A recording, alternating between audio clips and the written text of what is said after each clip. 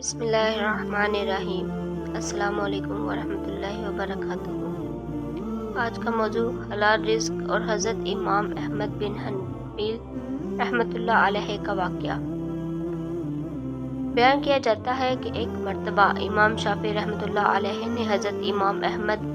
رحمۃ اللہ علیہ کو خط لکھا کہ بہت عرصہ ہوا آپ تشریف نہیں لائے، آپ سے ملاقات کو جی چاہتا ہے۔ جواب میں حضرت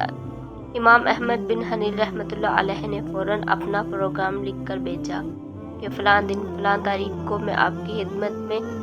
مصر میں حاضر ہو رہا ہوں۔ حضرت امام شافعی رحمۃ اللہ علیہ نے اپنے گھر والوں کو، اپنے ملنے جلنے والوں کو اور دوسرے علماء کو ان کے آنے کی اطلاع دی، پھر ان کی دعوت اور ان کے استقبال کا خصوصی اہتمام کیا۔ آپ نے لوگوں سے بتایا کہ اگرچہ وہ میرے شاگرد ہیں مگر ایک بہت بڑے امام ہیں، اللہ تعالیٰ نے ان کو بہت بڑا مرتبہ عطا فرمایا ہے۔ چنانچہ جس دن ان کو پہنچنا تھا اس دن امام شافعی رحمۃ اللہ علیہ نے اپنے شاگردوں اور دوسرے علماء کو لے کر ان کے استقبال کے لیے شہر سے باہر تشریف لے گئے۔ اس وقت مصر کے جو بادشاہ تھے وہ بھی حضرت امام شافعی رحمۃ اللہ علیہ کے متحدہ تھے، وہ بھی امام صاحب کے ساتھ استقبال کے لیے چلے آئے۔ پھر یوں ہوا کہ حضرت امام احمد بن حنبل وقت مقرر پر پہنچ گئے۔ حضرت امام شافعی رحمۃ اللہ علیہ نے ان کا بڑا شاندار استقبال کیا اور پھر عزت و احترام کے ساتھ ان کو لے کر گھر پہنچ گئے اور ان کے لیے بہترین کھانے کا انتظام کیا۔ اس زمانے میں عام طور پر اولیاء اور اللہ کے بزرگوں کی یہ شان تھی کہ وہ کھانا بہت کم کھایا کرتے تھے، رات بھر اللہ تعالیٰ کی عبادت کیا کرتے تھے۔ حضرت امام احمد بن حنبل رحمۃ اللہ علیہ نے کھانا کھانے بیٹھے تو دیر تک اسی طرح کھانا کھاتے رہے، روز کے بھوکے ہوں۔ باقی لوگ کھانا کھا کر اٹھ گئے مگر وہ کھاتے رہے۔ لوگ بہت حیران ہوئے۔ حضرت امام شافعی رحمۃ اللہ علیہ نے ان کی تعریف کی تھی کہ یہ بڑے اللہ والے اور بزرگ انسان ہیں مگر یہ تو خوب پیٹ بھر کے کھانا کھا رہے ہیں۔ لوگوں میں اور گھر والوں میں ان کے بارے میں چہم گوئیاں ہونے لگی لیکن کوئی کچھ نہ بولا۔ جس کمرے میں حضرت امام احمد بن حنبل رحمۃ اللہ علیہ کے لیے رات کے وقت آرام کرنے کا انتظام کیا گیا تھا، اس کمرے میں حضرت امام شافعی رحمۃ اللہ علیہ کی بچیوں نے ایک مسلح بچھا دیا، مسواک رکھ دی، پانی رکھ دیا اور وضو کے لیے لوٹا بھی رکھ دیا تاکہ وہ رات کو تہجد کے لیے اٹھیں تو انہیں کسی قسم کی کوئی پریشانی نہ ہو۔ اور اس زمانے میں رات کو تہجد کے لیے اٹھنا ایک عام معمول تھا۔ اللہ تعالیٰ بجائے کہ آج ہمارے زمانے میں یہ افسوسناک ماحول ہو گیا ہے کہ صبح 8-9 بجے اٹھنا ہمارا معمول بن چکا ہے اور کئی لوگ تو اس سے بھی تاخیر سے اٹھتے ہیں، اور جو علماء اور صالح لوگ تھے وہ تو راتوں رات عبادت کرتے تھے۔ اللہ تعالیٰ ہم سب کو بھی تہجد پڑھنے کی توفیق عطا فرمائے، آمین۔ بہرحال حضرت امام احمد بن حنبل رحمۃ اللہ علیہ نے رات کو اس کمرے میں آرام کیا اور صبح اٹھ کر فجر کی نماز پڑھنے چلے گئے۔ جیسے ہی وہ نماز کے لیے نکلے تو حضرت امام شافعی رحمۃ اللہ علیہ کی بچیاں اس کمرے میں آ گئی تو وہاں دیکھتی ہیں کہ پانی کا لوٹا ویسا ہے پانی سے بھرا ہوا، نہ مسواک استعمال ہوئی ہے نہ وضو کے لیے پانی استعمال ہوا ہے، سب کچھ ویسے کا ویسا رکھا تھا۔ اور اب ان کے دل میں یہ شبہ تھا کہ شاید رات کو چونکہ زیادہ کھا لیا تھا اس لیے تہجد کے لیے آنکھ نہ کھلی ہوگی۔ جب کہ فجر کی نماز پڑھ کر حضرت امام احمد بن حنبل رحمۃ اللہ علیہ تشریف لائے تو گھر والوں نے حضرت امام شافعی رحمۃ اللہ علیہ سے کہا کہ آپ نے فرمایا تھا کہ وہ تو بہت بڑے اللہ والے اور بہت بڑے بزرگ ہیں مگر رات کو انہوں نے کھانا بھی خوب کھایا۔ رات کو ہم نے ان کو وضو اور استنجے کے لیے پانی اور ڈیلے رکھے تھے، وہ بھی استعمال نہیں ہوئے۔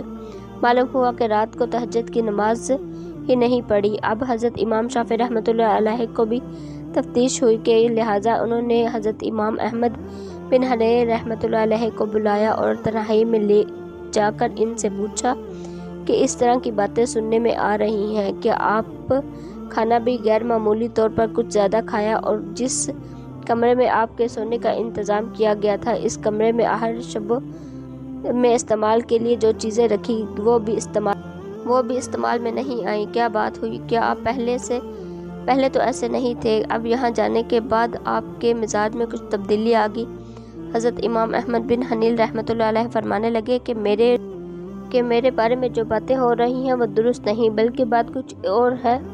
اور دراصل بات یہ ہے کہ میں جس وقت کھانا کھانے کے لیے آپ کے دسترخوان پر پہنچا اور جس وقت میں نے اس کمرے میں قدم رکھا تو میں نے دیکھا کہ اس کھانے کے حلال اور طیب ہونے کی وجہ سے وہ کمرہ نور سے چاق و چونک رہا ہے، اور یہ دیکھ کر آسمان سے لے کر اس دسترخوان تک انوار کی بارش ہو رہی ہے۔ جب میں نے یہ صورتحال دیکھی تو میں سوچا کہ شاید اس سے زیادہ حلال اور طیب کھانا مجھے زندگی میں نہیں ملے گا،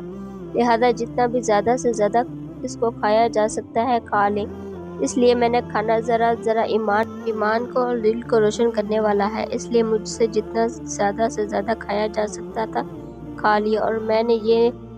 کہ کون کتنا کھا رہا ہے اور کون میرے بارے میں کیا سوچ رہا ہے۔ جہاں تک مجھ سے کھانے کی سکت تھی میں نے کھایا، اور حلال کھانے سے بدہضمی نہیں ہوئی بلکہ یہ سیدھے ہضم ہوتا ہے اور اندر جا کر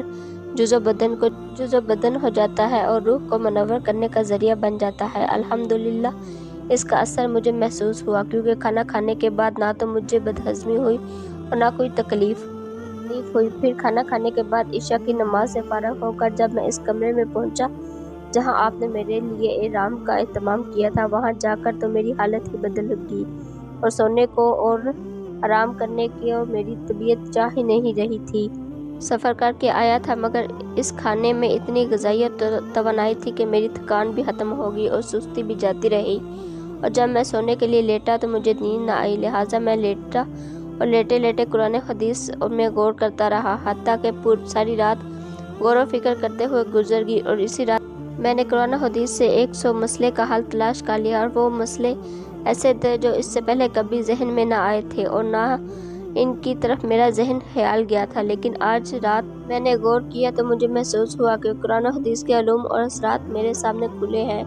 تمام مسائل کی تفصیلات